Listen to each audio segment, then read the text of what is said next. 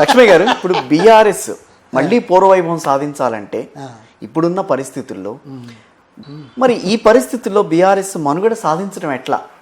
అంటే ఇప్పుడున్న పరిస్థితుల్లో అదే వచ్చింది ప్రాబ్లం. ఇప్పుడు ఇది ప్రచారంలో ఉన్న అంశం కాబట్టి, ప్రధానంగా చర్చించబడుతున్న అంశం కాబట్టి, ఆ చర్చలో మీరు కొంత లాగాలని అడిగే ప్రశ్న కానీ మీకు రాజకీయాలు తెలియని నేను అనుకుంటాను.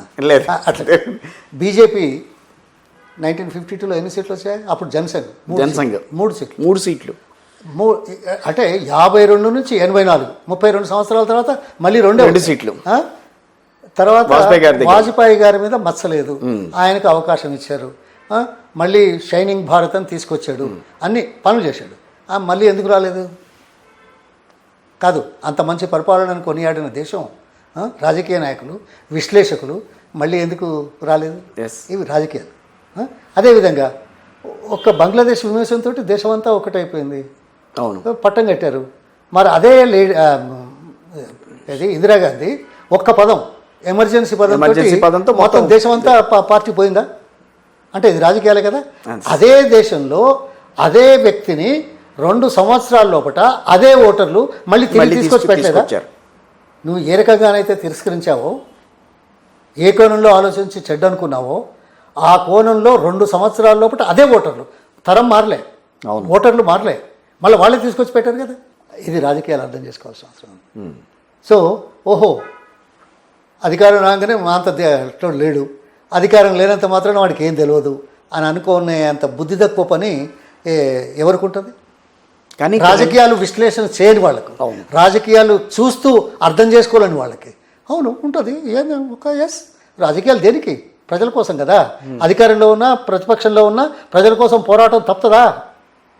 స్వాతంత్ర పోరాటం 200 సంవత్సరాలు ఎందుకైంది? అగో ఇది చాలా పొరపాటు. ఇంకా ఒకటి, సరే ఇప్పుడు మీరు ఇట్లా అడిగారు కాబట్టి ఇక్కడ చెప్పక తప్పదు. అవును, ఈయన ఉన్నాడు కదా రేవంత్ రెడ్డి, మరి ఆయన నియోజకవర్గంలో బీజేపీ ఎలా గెలిచింది? ఆయన నియోజకవర్గంలో ఒక్క ఎమ్మెల్యే సీట్ రాలేదే. అవును, ఆయన అధ్యక్షుడిగా ఉండి 5 బై ఎలక్షన్లో డిపాజిట్లు వచ్చాయా కాంగ్రెస్కి? లేదు. మరి ఇప్పుడు ఏదో 63 ఇచ్చారు. అది ప్రజల్లో వచ్చిన మార్పు, ప్రజలు ఏ రకంగా ఆలోచిస్తారో అప్పుడప్పుడు అనేది మనం అర్థం చేసుకుంటే మంచిది.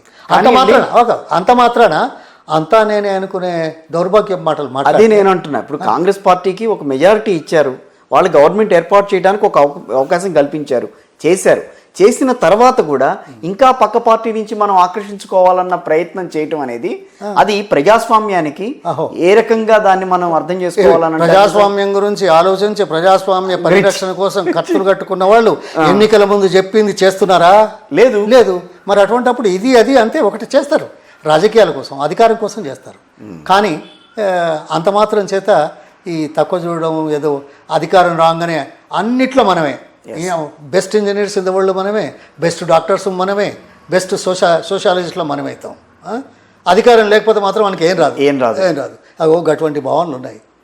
అందుకోసం ఇది ఇంకా ఒకటి, ఇంకొకటి, ఒకటేమో బీజేపీ, రెండోదేమో కాంగ్రెస్. 2 జాతీయ పార్టీల మధ్యలో బీఆర్ఎస్ ఉంది. అవును, ఇగో ఈరోజు జరుగుతున్న పరిణామాలు ఏమున్నాయి?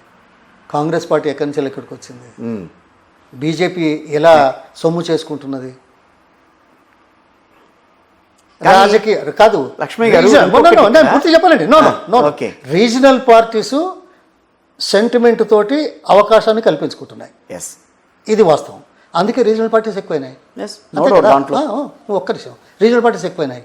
మరి కాంగ్రెస్ను రాకుండా చేయడానికి, ప్రధాన ప్రతిపక్షంగా ఉండకుండా చేయడానికి చేసే ఎత్తుగడల్లో వాళ్ళు రీజనల్ పార్టీస్తో పెట్టుకుంటారు. మొదలైతే మనం కాద్దాం.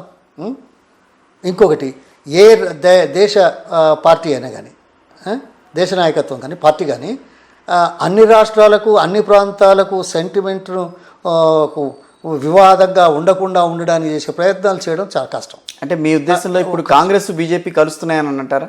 కలిసి నడుస్తున్నాయని అంటారా? మీరు ఎక్కడికి పోయారు? అంత బుద్ధి తక్కువ మాట మాట్లాడతాను కాదు కదా? కాదు, అంత బుద్ధి తక్కువ మాట మాట్లాడరు. మరి అందుకోసం వినాలి, విశ్లేషించాలి. నేను ఎందుకు మాట్లాడుతున్నానంటే, దేశ రాజకీయాలను పటిష్టం చేసుకోవడానికి ఏ రాజకీయ పార్టీ అయినా పనిచేస్తుంది. ఇప్పుడు వస్తున్న ఏ గవర్నమెంట్ అయినా రీజనల్ సెంటిమెంట్కి అనుకూలంగా డెవలప్మెంట్కు అన్ని రాష్ట్రాలకు చేయలేదు ఏ పార్టీ అయినా. ఇప్పుడు ఏమైంది, చంద్రబాబు నితీష్ అయినారు, వాళ్ళిద్దరికి వేల కోట్ల రూపాయలు ఇచ్చారు. ఎందుకు? వాళ్ళ అవసరం ఉంది, వాళ్ళు సాయం చేశారు, వాళ్ళు ఇస్తున్నారు. మిగతా రాష్ట్రాలకు ఇవ్వలేదు కదా. మిగతా రాష్ట్రాలకు ఇచ్చే ప్రయత్నం చేయగలుగుతారా? మీకు అందరికీ కావాలని ఉంటుంది కానీ చేయలేరు. చేయలేనప్పుడు ఏం చేస్తారు? రీజనల్ పార్టీస్ సంకర పెట్టుకుంటారు. మొన్న జగన్తో పెట్టుకున్నారు, ఇవాళ చంద్రబాబుతో పెట్టుకున్నారు. వాళ్ళ అవసరం వాళ్ళ అధికారం కావాలా దేశంలో, అంతే కదా.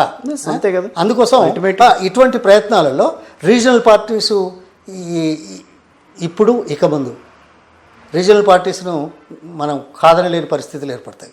నా ఉద్దేశం, నా ఆలోచన, నా ముందు నాకు వస్తున్న ఆలోచన. అందుకోసం ఈ రాష్ట్రంలో ఏదో నలుగురిని తీసుకోగానే అయిపోయింది అని అనుకుంటే అది పిచ్చి మాట. ఇక్కడ గమనించాల్సింది అదేనండి, రీజనల్ పార్టీస్ ఎప్పుడైతే అధికారాన్ని కోల్పోతాయో అక్కడేదో జరిగిపోయింది వాళ్ళ హయాంలో. విద్యుత్ కుంభకోణాన్ని బయటకు ఏదో తీసుకొచ్చాం మేమని చెప్పి కాంగ్రెస్ పార్టీ చెప్పుకోవడం, కానీ కాళేశ్వరం ప్రాజెక్టు గురించి మాట్లాడడం, మేడిగడ్డ, సో ఇవన్నీ కూడా తీసుకొచ్చి ఈ రోజున మనం చూస్తే కనుక సిఎస్గా పనిచేసిన సోమేష్ గారి మీద, ఆయన మీద చర్యలు తీసుకోవడానికి ముందుకు రావటం, ఇది ఒక రకంగా ప్రాంతీయ పార్టీని